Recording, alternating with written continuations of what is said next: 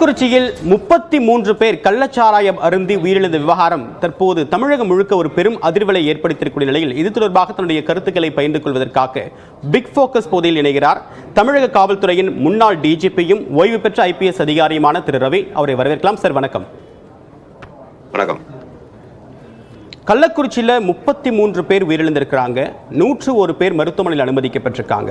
இந்த கள்ளச்சாராய சம்பவம் குறித்து இப்போது வரைக்கும் வந்திருக்கக்கூடிய தகவல் என்ன? ஏன் இந்த கள்ளச்சாராய தடுப்பு அப்படின்றது மிகப்பெரிய சவாலா இருக்கு? இந்த விழுப்புரம் மாவட்டம் இப்போ கள்ளக்குறிச்சி எல்லாமே முதல்ல ஒரு காலத்துல விழுப்புரம் மாவட்டமா இருந்துச்சு. அந்த விழுப்புரம் மாவட்டத்துல நான் எஸ்பியா இருந்த 4 வருஷம் இருந்தேன். இந்த கல்ராயன் பகுதிகளெல்லாம் இந்த கள்ளச்சாராயம் அதிகமாக காய்ச்சக்கூடிய இடம் தான். இதுல நீங்க சாராயம் நீங்க என்னதான் நீங்க டாஸ்மாக்ல சரக்கு இருந்தாலும் இந்த கள்ள சாராய விற்பனைங்கிறது இந்தியா முழுக்க தான் இருக்குது. தமிழ்நாட்டுல ஏதோ கள்ளக்குறிச்சியில விழுப்புரம் பகுதியில மட்டும் கிடையாது, எல்லா இடத்துலயும் இருக்கு. இது மலைப்பகுதி இருக்கிறதுனால அதிகமான சான்ஸ் இருக்கு. இங்க கள்ளச்சாராயத்துல இன்னொன்று இருக்குது, அந்த விச சாராயம் கள்ள சாராயம் எல்லாமே ஒண்ணுதான். தட் இஸ் இல்லிசிட் அராக்னு மொத்தமா சொல்லணும். அது மெத்தனாலா இருந்தாலும் சரி, அல்லது சாராயம் காய்ச்சி அது விஷமா மாறினாலும் சரி, எல்லாமே கள்ளச்சாராயம் தான். இந்த கள்ளச்சாராய சாவுகளுக்கு மாவட்ட நிர்வாகமோ எஸ்பியோ, என்னை பொறுத்தவரை நான் எஸ்பியா பல மாவட்டங்கள் இருந்ததுனால எஸ்பியினுடைய ஒரு பொறுப்புன்னு மட்டும் சொல்ல முடியாது. இது ஒரு கூட்டு முயற்சி தான், டீம் ஒர்க். இது என்னை பொறுத்தளவுல எந்த ஏரியால நடக்குதோ அந்த ஏரியால இருக்கிற panchayat president, village panchayat president இருக்காங்களே, அந்த ஊராட்சி தலைவர்கள், அந்த ஊராட்சி தலைவர்களுடைய பொறுப்பு தான். அவங்களுக்கு தெரியாம எந்த விஷயமே நடக்காது. இதுல மாவட்ட எஸ்பியோ அல்லது டிஸ்ட்ரிக்ட் கலெக்டரோ அவங்களுக்கு எவ்வளவோ ப்ரியாரிட்டி இருக்கு, இதையும் செஞ்சுட்டு தான் இருப்பாங்க. யாருமே ஒரு கன்னைவன் சொல்லுவாங்க இல்லையா, அதாவது இந்த கள்ள சாராய வியாபாரிகள்கிட்ட தொடர்பு ஏற்படுத்தி கொண்டு அவர்களிடம் ஏதாவது பெற்றுக்கொண்டு ஆதாயம் பெற்றுக்கொண்டு விற்றாலே ஒழிய அது கன்னைவன்ஸ் சொல்ல முடியாது. என்னை பொறுத்தவரை இந்த கள்ளக்குறிச்சியை பொறுத்தவரை இது ஒரு அசம்பாவிதமான ஒரு சம்பவம். உயிரிழப்புகள் ஏற்பட்டிருக்கின்றன. இது தமிழகத்தில் மட்டும் இல்லை, இந்தியாவில் எப்பவுமே இருந்துட்டு இருக்கு. இப்ப பீகார்ல அவ்வளவு தூரம் பண்ணாங்க, பீகார்லயும் நடந்தது. மற்ற ஆந்திர மாநிலம், தெலுங்கானா, இப்படி எல்லா மாநிலங்களிலும் கர்நாடகா, இந்த மாதிரி எல்லா மாநிலங்களும் நடத்தான் செய்யும். இது நம்ம we have to keep on fighting. இதுல ஊராட்சி மன்றம் என்ன, இந்த லோக்கல் அட்மினிஸ்ட்ரேஷன் சொல்லலைன்னா அந்த நிர்வாகம், உள்ளாட்சி நிர்வாகங்கள் என்ன பண்றாங்க, அவங்களுடைய பொறுப்பு ஊராட்சி மன்றனுடைய தலைவர்களுடைய பொறுப்பு என்ன? நம்ம காவல்துறையில் இருக்கிறது ஒரு டிஸ்ட்ரிக்ட் 1200 பேர் இருப்பாங்க. அவங்க ஒவ்வொரு மூளை முடுக்கும் போயிட்டு இருக்க முடியாது. அதே போல டிஸ்ட்ரிக்ட் கலெக்டருக்கு 1008 வேலைகள் இருக்கு. இந்த கள்ளச்சாராயம்ங்கிறது ஒரு என்ன சொல்றது, ஒரு மஸ்கிட்டோ மாதிரி. இதை பண்ணி ட்ராக் பண்றதுக்குன்னு தனி பிரிவு காவல்துறையில இருக்கு இல்லையா? அவங்க இது நீங்க பணிபுரிந்த காலத்துல இருந்தே கல்வராயன் மலை அப்படின்றது கள்ளச்சாராயம் காய்ச்சக்கூடிய போது இப்பவும் ஒவ்வொரு மாசமும் ஆயிரக்கணக்கான லிட்டர் அங்க அளிக்கிறாங்க சிறப்பு படை. ஆனா ஏன் இது சவாலா இருக்கு? இது சவால் மக்களே விரும்புறாங்க. இந்த மாதிரி இந்த சாராயங்கள் குடிச்சாதான் கிக்கு வருங்கிற மாதிரி மக்கள் விரும்புறாங்க. ஒரு சிலர் விரும்புறதுனாலதான், அந்த அடிக்ஷன் வர்றதுனாலதான் இது அவங்க இந்த மாதிரி சரக்குக்கு போறாங்க. இதை ஒட்டு மொத்தமா இத ஒரு இயக்கமா கொண்டு இந்த சாராயத்தினால் ஏற்படுகின்ற தீமைகள் கொஞ்சம் கொஞ்சமா இந்த பழக்கத்திலிருந்து நம்ம மீட்க வேண்டும். அந்த அடிக்ஷன் டு ஆல்கஹால் சொல்றாங்க இல்லைங்களா, அது அரசு விற்கின்ற மதுவாக இருந்தாலும் சரி, இது போன்ற கள்ளச்சாராயமா இருந்தாலும் சரி, இந்த ஒட்டுமொத்த சமுதாயத்தினுடைய பிரதிபலிப்பு தாங்க. இதுல நீங்க நிர்வாகத்தையோ அல்லது ஆட்சியோ குறை சொல்ல கூடாது. இப்போ எதிர்கட்சிகள் இருப்பாங்க, பல அமைப்புகள் இருப்பாங்க, அவங்களுடைய ஜனநாயக கடமை இது போன்ற நிகழ்வுகள் நடந்ததுன்னு சொன்னா உடனே அவங்க ஒரு சில அறிக்கைகள் விடுவாங்க. அவங்க ஆட்சியில் இருந்தாங்கன்னா மற்றவர்கள் அப்பொழுது யார் எதிர்கட்சியில் இருக்காங்களோ அவங்க அறிக்கை விடுவாங்க. இதுதான் ஒரு வழக்கமான நடைமுறை சம்பிரதாயமாக இருக்கு. நம்மை பொறுத்தளவுல இது புதிய ஒரு இது கிடையாது. இதை நம்ம தொடர்ச்சியா ஃபைட் பண்ணிட்டே இருக்கணும். எப்படி கொசுவை அடிக்கிறதுக்கு விரட்டுறதுக்கு முயற்சி பண்றோமோ அந்த மாதிரி தான் நம்ம ஃபைட் பண்ணணும். இதுல ஒரு குறிப்பிடும்படியான அதிகாரிகளோ அல்லது நிர்வாகமோ பொறுப்பில்லைங்கிறது தான் என்னுடைய காவல்துறை அதிகாரியாக தனிப்பட்ட ஒரு பொறுப்பு. இன்னொரு வகையில நான் ஒரு பொதுமக்கள் அப்படிங்கிற ஒரு பார்வையில நான் பார்த்தேன்னா, இது இழந்து போன, அதை உயிர் இழந்து தவிக்கின்ற அந்த குடும்பங்களுக்கு நிவாரண உதவி கொடுக்கணும். அதே சமயத்துல இதுக்கு யாரு காரணம், மூலகர்த்தா யாரு அப்படிங்கிறத கண்டுபிடிச்சு கடுமையான நடவடிக்கை எடுக்கணும். அப்பதான் நம்ம இதை தடுக்க முடியும். இல்லைன்னா அது தொடர்கதையா மாறிக்கிட்டே இருக்கும். இது இப்ப எஸ்பியை மாத்துறது, இப்ப கலெக்டர் சஸ்பெண்ட் பண்ணது எதுக்காகனா, அது ஒரு அட்மினிஸ்ட்ரேட்டிவ் ஸ்டெப். அவங்களுடைய கன்வென்ஸ் இருக்காது. இருந்தாலும் ஒரு அட்மினிஸ்ட்ரேட்டிவ் ஸ்டெப், ஒரு கன்வீனியன்ஸ், ஒரு மக்களை வந்து ஆசுவாசப்படுத்துவது அப்படிங்கிறதுக்காக எடுக்கப்பட்ட நடவடிக்கை. என்னைய பொறுத்தளவில் நான் வந்து அட்மினிஸ்ட்ரேஷன் இருந்தேன்னா நிச்சயமா இது மாதிரி கலெக்டரை சஸ்பெண்ட் பண்ண மாட்டேன். அதே கலெக்டரை வந்து கண்டுபிடிக்க சொல்லி பண்ணுவோம். இல்லைன்னா ஒரு டிமாரலைஸ் ஆயிருவாங்க அட்மினிஸ்ட்ரேஷன்.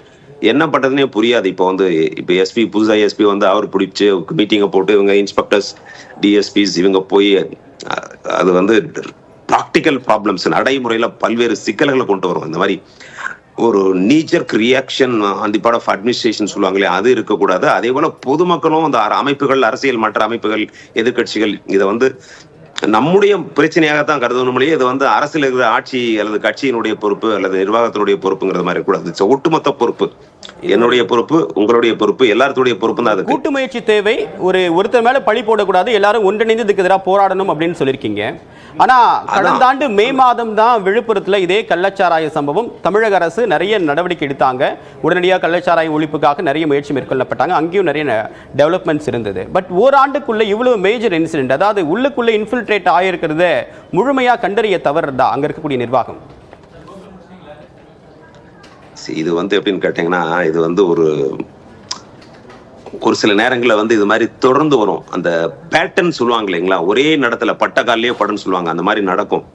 அப்புறம் நடக்கிறப்போ இது மாதிரி அந்த மாவட்டத்தில் சரியில்லைன்னு சொல்ல முடியாது. இது வந்து கண்டிப்பா வந்து இந்த சோர்ஸ் எங்க இருந்து பண்றாங்க. இது மெத்தனால்னா, அந்த மெத்தனால் வந்து ஒரு கெமிக்கல், அது வந்து ஒரு பேண்ட் கெமிக்கல். ஒரு சில இண்டஸ்ட்ரீஸ்ல மட்டும்தான் லைசன்ஸோட தான் நம்ம யூஸ் பண்ண முடியும். அல்லது கள்ள சாராயம் வந்து இப்ப நீங்க காய்ச்சிற சாராயம் வந்து அது எப்படி விஷமா மாறிச்சு அப்படிங்கறத அதையும் பார்க்கணும். இதுல வந்து நான் சொல்ற மாதிரி லோக்கல் அட்மினிஸ்ட்ரேஷன் தாங்க இதுக்கு வந்து பொறுப்பு. அதாவது வந்து உள்ளாட்சி அமைப்புகள், ஒரு பஞ்சாயத்து பிரசிடென்ட் தெரியாம அந்த ஊர்ல தான் நடக்குமா? நடக்கவே நடக்காது. அப்படி இருக்கிறப்ப முதல் பொறுப்பு யாருக்குன்னு சொன்னா அந்த பஞ்சாயத்து பிரசிடென்ட்டுக்கு தான் பொறுப்பு. அவர் தான் பார்க்கணும், அவர் தான் வந்து இன்ஃபர்மேஷன் கொடுக்கணும். அடுத்து விஓ இருக்கிறாரு, வில்லேஜ் அட்மினிஸ்ட்ரேட்டிவ் ஆஃபீஸர், அவர் வந்து தகவல் கொடுக்கணும், மாவட்ட நிர்வாகத்தை கொடுக்கணும், லோக்கல் போலீஸ் ஸ்டேஷன் கொடுக்கணும். இது வந்து தார்மீக பொறுப்பு அப்படின்னு சொன்னீங்கன்னா, தி மாரல் ரெஸ்பான்சிபிலிட்டி அப்படின்னு சொன்னா உளவு பிரிவுடைய வேலை என்னவா இருக்கு சார்? உளவு பிரிவுடைய வேலை என்னவாக இருக்கு? உளவு பிரிவுக்கு வந்து கள்ளசாராயம் விற்கிறதுக்கு அதுக்கு இதுக்கு சம்பந்தமே கிடையாதுங்க. உளவு பிரிவுக்கு 1008 வேலைகள் இருக்கு. சட்டம் ஒழுங்கு, குற்றங்களை தடுப்பது, இது மாதிரி தீவிரவாதங்கள், பயங்கரவாதங்கள், கம்யூனல் ப்ராப்ளம்ஸ், இதைத்தான் வந்து பார்க்கணும் இல்லையா. அந்த கள்ளச்சாராயத்துக்குன்னு அதுக்கே ஒரு மதுவிலக்கு பிரிவுன்னு தனியா இருக்கு. அந்த மதுவிலக்குலேயே வந்து சிஐயூன்னு சொல்லுவாங்க, சென்ட்ரல் இன்டெலிஜென்ஸ் யூனிட்னு, அது ஒரு அமைப்பு வச்சுட்டு இருக்கிறாங்க. அவங்க சொல்லுவாங்க. இருந்தாலும் வந்து இதெல்லாம் வந்து நீங்க என்ன இருந்தாலும் தடுக்க முடியாது. இப்ப அமெரிக்கால வந்து என்ன தடுக்க முடிஞ்சதா? அந்த 9/11 இன்சிடென்ட் எவ்வளவு இன்டெலிஜென்ஸ், FBI எல்லாம் பண்ணிட்டு இருக்காங்க. ஒரு சிலர்கள் நடக்க முடியாது. நடந்து போன சம்பவம் வந்து அசம்பாவிதம் தொடர்ந்து நடந்துச்சு அப்படிங்கிறது தான் ஒரு பேட்டர்ன். எப்படி விழுப்புரத்தில் நடந்தது, பக்கத்து மாவட்டம் கள்ளக்குறிச்சியில் நடந்துச்சு, அதனால வந்து எல்லாமே அட்மினிஸ்ட்ரேஷன் சரியில்லை அப்படின்னு நம்ம யாரையும் குறை சொல்றதை விட இதுக்கு தீர்வு என்னங்கிறதே ஒட்டுமொத்தமான எதிர்கட்சிகள்ல வந்து சேர்ந்து பண்ணணும். இந்த ஒரு ஊர்ல வந்து நடந்த ஊர்ல எல்லா கட்சியும் தான் இருந்தாங்க, எதிர்கட்சிகள் இருந்தாங்க, ஆளுங்கட்சி இருந்தாங்க, நிர்வாக அமைப்புகள் இருந்துச்சு. அவங்களுடைய பொறுப்பு என்ன கடமை? குறை சொல்வது கடமை கிடையாதுங்க. எப்படி இதை சரி பண்ணணுங்கிறது தான். ஒரு வீட்டுல ஒரு அசம்பாவிதம் நடந்து போச்சுன்னா அது எப்படி தடுக்கிறது அப்படிங்கறத பத்தி தான் பேசணுமே ஒழிய, இப்படி ஆகி போச்சு, இவர் பொறுப்பு அவரு பொறுப்பு அப்படின்னு சொல்லி குற்றம் சாட்டுவது என்பது, குற்றம் சுமத்துவது என்பது என்னை பொறுத்தளவில் அது வந்து தவறு. அது இப்ப அரசியல் கட்சிகளாக இருந்தாலும் சரி, அல்லது அமைப்புகளாக இருந்தாலும் சரி, மற்ற ஊடகங்களாக இருந்தாலும் சரி, இதை வந்து குறை சொல்லக்கூடாது. இது நம்முடைய பிரச்சனை, நம்முடைய குடும்ப பிரச்சனை, நம்முடைய நாட்டு பிரச்சனை, நம்முடைய தமிழகத்து பிரச்சனை அப்படிங்கறத எடுத்துட்டு போய் வருகின்ற காலத்துல வந்து இதை எப்படி இதெல்லாம் குறைக்க முடியும், எப்படி முழுமையாக ஒழிக்க முடியும் என்பதில் வந்து தீவிர நடவடிக்கை நம்ம எடுக்கணும். இந்த இன்சிடென்ட்ல மெத்தனால் வந்து ரொம்ப எளிமையா சாதாரண மக்கள் கையில கிடைச்சிருக்கு. இதன் காரணமாக தொடர்ந்து 4 நாட்களாக அதை வீட்டில் வச்சு அருந்திட்டு இருக்குங்க, தொடர்ந்து மருத்துவமனைக்கு வரக்கூடிய போக்கு இருக்கு. ஸோ மெத்தனால் அந்த அளவுக்கு எளிதாக கிடைப்பதற்கான காரணம் என்ன? தடுப்பதற்கு என்ன செய்யலாம் சார்?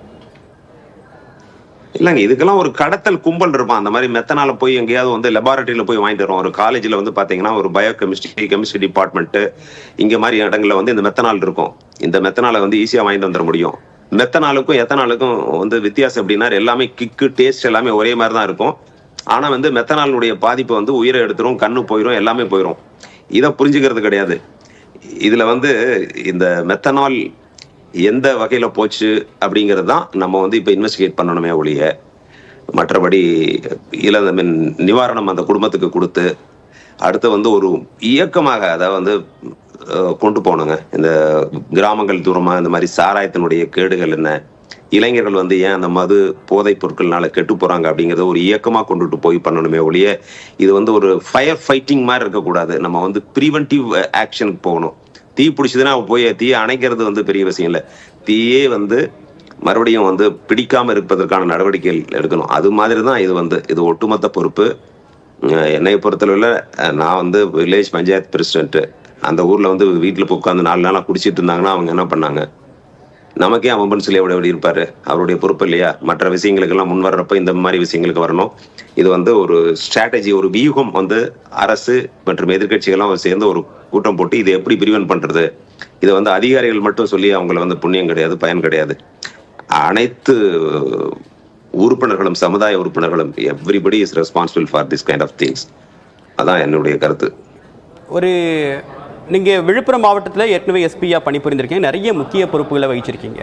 ஒட்டுமொத்தமாக இந்த கள்ளச்சாராய ஒழிப்பு அப்படின்றது ஏன் சவாலாக இருக்குது? ஜென்ரலாக ஒரு பக்கம் எளிய மக்கள் தான் அதிக அளவுக்கு பலியாகிறாங்க, ஒரு பக்கம் இதை சுற்றி நிகழக்கூடிய பொருளாதார பரிமாற்றங்கள் அப்படின்னு மிகப்பெரிய சவாலாக இருக்குது. என்ன சவால் இது காவல்துறைக்கு? காவல்துறைக்கு இல்லைங்க. ஒரு பக்கம் டாஸ்மாக் சரக்கு இருக்கு. நம்ம போய் ஊரா போய் நீ டாஸ்மாக் சரக்கு குடி, நீ வந்து கள்ளச்சாராயத்தை குடின்னு நம்ம பிரச்சாரம் பண்ண முடியாது. நீ சாராயத்தையே குடிக்காத அப்படின்னு தான் சொல்ல முடியும். நம்ம சிகரெட்ல வந்து விளம்பரம் போட்டிருக்கான் இல்லைங்களா, அது மாதிரி சிகரெட் வந்து இன்ஜூரியஸ் டு ஹெல்த் மாதிரி liquor is injurious to health. அப்படித்தான் நம்ம சொல்லி பண்ண முடியும். இதுல வந்து காவல்துறை அதிகாரியா நான் சொல்றது என்ன, காவல்துறையில வந்து லோக்கல் போலீஸ் ஸ்டேஷன்லயும் கண்ணும் கருத்துமா இன்னும் வந்து உன்னிப்பா வந்து நம்ம பார்க்கணும் இந்த மாதிரி விஷயங்களை. ஏன்னா ஏற்கனவே ஒரு இடம் நடந்ததுன்னு சொன்னா மறுபடியும் நம்ம வந்து கொஞ்சம் கவனமா இருக்கணும். பட் இது ஒரு சில நேரங்களில் வந்து தவிர்க்கவே முடியாது. இது என்னுடைய தவறும் இருக்காது, அந்த மாவட்ட காவல்துறை அதிகாரியினுடைய தவறோ அல்லது கலெக்டரோட தவறோ இருக்காது, நடந்து போயிடலாம். அது நடந்து போனது வந்து நீங்க வந்து அதை குறை சொல்லி அந்த அட்மினிஸ்ட்ரேஷன் நிர்வாகத்தை வந்து ஒரு டிமாரலைசேஷன் சொல்லுவாங்க இல்லைங்களா, அவங்கள வந்து ஒரு உற்சாக குறைவுக்கு கொண்டு போய் மறுபடியும் ஏனோ தானோ நடந்ததுன்னா இது போன்ற நிகழ்வுகள் நடக்கும். ஸோ அட்மினிஸ்ட்ரேஷன் இந்த சமயத்துல வந்து தட்டி கொடுக்கணும். நீ வந்து கண்டுபிடி யார் என்னன்னு பார்த்துட்டு அப்புறம் தான் நம்ம வந்து நடவடிக்கைகள் எடுக்கணும். இல்லைன்னா புரியாது. ஏன்னா எனக்கு தெரியும், நான் வந்து ஒரு எஸ்பியா பல மாவட்டங்கள் இருந்திருக்கேன். திடீர்னு மாத்தி இதெல்லாம் பண்றப்போ அங்க ஒண்ணுமே புரியாது. அவன் பாட்டுல யாரையாவது 2 பேர்த்த புடிச்சு கொண்டு வந்து இதை நடந்து போச்சு அப்படின்னு சொல்லி ஒரு இந்த எப்படி வந்து மீடியாக்கள், ஊடகங்களையும் இந்த மற்ற அமைப்புகள், எதிர்கட்சிகள் இவங்கெல்லாம் சொல்றாங்க அப்படிங்கிறதுக்காக ஒரு சில விஷயங்கள் நம்ம எடுக்கக்கூடாது. இது வந்து நீண்ட நிரந்தர தீர்வு எப்படி அப்படிங்கிறதான் நம்ம யோசனை பண்ணணும்.